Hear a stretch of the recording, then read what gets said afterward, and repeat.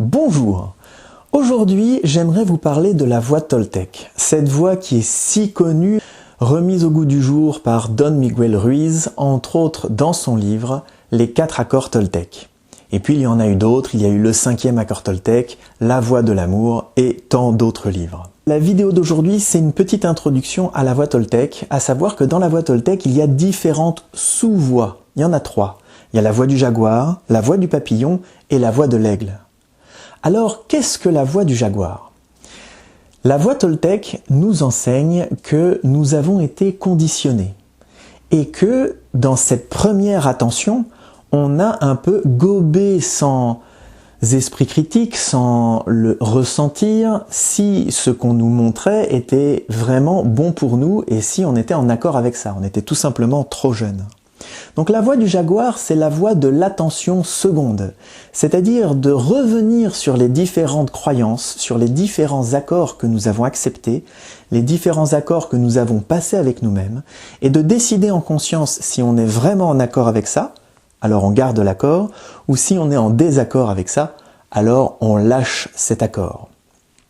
La voix du jaguar, c'est donc une voix de conscience, d'être conscient de ce qui se passe en nous, de nos réactions, et de décider si on souhaite garder ce genre de réactions ou si on souhaite les transformer. Si on souhaite transformer nos réactions ou tout autre accord que nous avons passé avec nous-mêmes, toute autre croyance que nous avons passée avec nous-mêmes, alors on peut rentrer dans la deuxième voie, la voie de la transformation, qui est la voie du papillon. Dans la voie de la transformation, les Toltec et Don Miguel Ruiz nous proposent 5 accords de base. Et si nous passons ces 5 accords avec nous-mêmes, cela va nous donner suffisamment d'énergie pour pouvoir transformer nos autres accords, ceux avec lesquels nous ne sommes pas en accord. Et je détaillerai dans les 5 vidéos suivantes les 5 accords Toltec, tels qu'enseignés et transmis par Olivier Clerc, qui les a lui-même appris de Don Miguel Ruiz. La dernière voie, la voie de l'aigle, est un peu la voie de celui qui a dépassé sa souffrance, c'est la voix du maître, un maître comme Don Miguel Ruiz, et il a détaillé la voix de l'aigle dans le livre qu'il a appelé La voix de l'amour.